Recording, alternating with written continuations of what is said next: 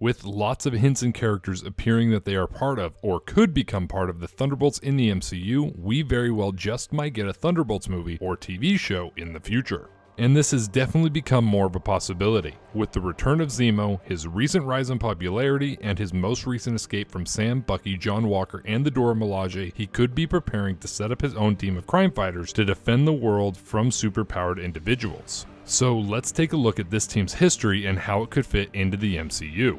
The Thunderbolts originally appeared in 1996 and was formed by Baron Helmut Zemo, originally in an attempt to act as a new villain group to fight against Captain America and the Avengers. But before he could put his plan and his team into action, Onslaught appeared to have killed all of the Avengers. So Zemo did the next logical thing and made his new group with their new costumes and personas the newest superhero team in the Marvel Universe.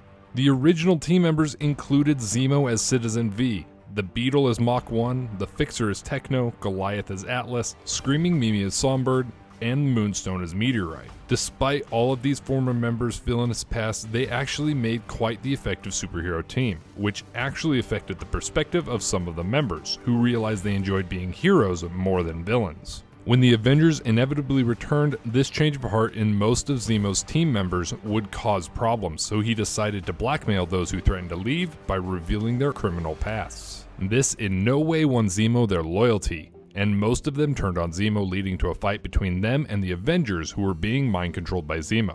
Zemo ultimately lost, although he did escape without the knowledge of his former team. But with the revelations of who the Thunderbolts used to be, the Thunderbolts fled as well, accidentally into another dimension known as Cosmos. Eventually, they did escape back and hid out in Colorado, figuring out their next move. This is where Hawkeye stepped in as their new leader, and he kind of knew where they were coming from, being a former supervillain himself. He saw their potential and agreed to help them, on condition that Mach 1 turned himself in, as he was wanted for murder. Hawkeye and the team would fight for a number of years together, and the team faced many adventures as the years went on, with Zemo returning, members dying and being brought back to life, and new members being included to grow their numbers and diversify their abilities. Eventually, future members of this team would join Norman Osborn and Hammer as the Dark Avengers, until Norman's fall from grace and the disbanding of the morally dubious Avengers team.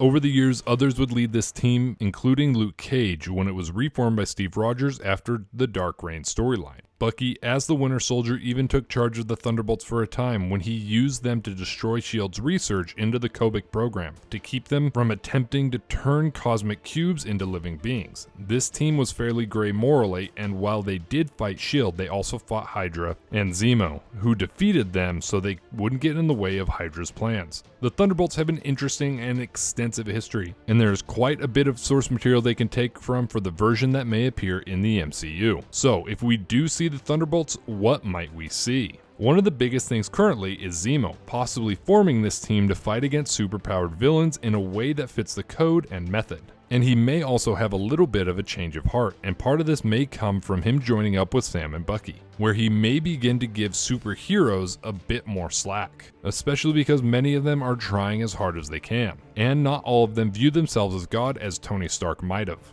After all, just like with Wanda, Stark was the instigator for many of Sokovia's problems. But his change of heart was hinted at when he both admits that Steve Rogers was uncorrupted by the super soldier serum, and even is caught off guard when Sam accuses him of having a god complex. So perhaps he will start looking at his own actions in a different light, and may change his code a little bit as time goes on.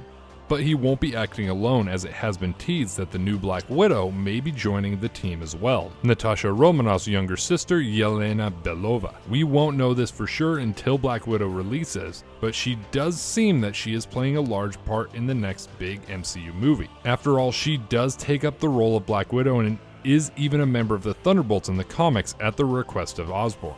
Although it is later revealed that it is Natasha in disguise spying for Nick Fury. But that seems a lot less likely for the MCU because Natasha is actually dead. But there is also the possibility that the MCU version of the team is put together and guided by Thaddeus Thunderbolt Ross, in part because they do copy his nickname, but also because he was a big supporter of the Sokovia Accords when he was Secretary of State. His goals for this team could be twofold, both to keep an eye on superpowered villains, but also on the heroes if they get out of line, as he and Zemo likely share some sympathies there. Ross's inclusion and origin could make this team akin to both the Suicide Squad from DC, as well as the Boys from Dynamite Comics and Amazon. This could also possibly fall on the tails of him becoming Red Hulk at some time, as Hulk-like characters are appearing to get bigger roles on the big screen, as She-Hulk is appearing in the MCU next year, and he is even rumored to make an appearance there. There are also a few others we may see join this team as normal members, most of which we have seen previously in the MCU and a few that we will see very soon. One of the first ones we could see is Ghost, as the actress Hannah John Kamen has shown some interest in being part of the team. Her story in Ant-Man and the Wasp does end up more of that as an anti-hero than that of a villain. With the help of Bill Foster, both of them could join this team, especially if it is formed by the government at Ross's request. Even Abomination or Emil Blonsky could show up here, if after all these years he finally got some of his anger issues and the super soldier serum that he was injected with under control. We don't really know what came of him after the Incredible Hulk, but he is also rumored to appear in She-Hulk, so this could be a reunion with Ross, as Ross plans to use him again. And then there's also Taskmaster, who, although we don't know what his fate will end up as after Black Widow, there is definitely an opening for him to join, as he did under Norman Osborn train new recruits for the Thunderbolts ranks. We could even see Batroc the Jumper. He has already appeared once again trying to kidnap an American airman, but he was quickly thwarted by Sam. But if you remember, he did survive his helicopter exploding, and as far as we know, he's still out there, possibly trying to continue doing jobs as a mercenary. We could also see Bucky lead or just be a member of this team, possibly after he becomes the White Wolf and helps out in Black Panther 2, or once again taking up the Winter Soldier at Ross's or Zemo's request. Then we could also see Hawkeye join these ranks, especially because he also is getting his own show in the future, and it may end with him giving up the title of Hawkeye to Kate Bishop so he can pursue goals with the Thunderbolts, possibly as the anti-hero Ronin. And a final member we could possibly see in the MCU's version of the Thunderbolts is John Walker as US Agent, because one way or the other, that shield is getting taken from him. And because of his current actions, he's probably going to lose the title of Captain America. But this doesn't mean this isn't going to be his last appearance, because he can take up the title of US Agent, working a lot more directly under the US government. He could end up being the proposed leader under Ross's direction, although his arrogance and anger will probably get in the way of any of his team respecting him. But since there is no word as of yet that this series or movie could show up in the MCU, any of these characters or others we have not even seen yet may appear on this team if it does show up. And I think if they do, we might see them face off against the Power Broker, finally giving a conclusion to that story, because it doesn't seem that Sam and Bucky are going to be able to deal with it by the end of their story. Even if the Power Broker's true identity is revealed, it doesn't seem like there's going to be enough time in the next 2 episodes to deal with him.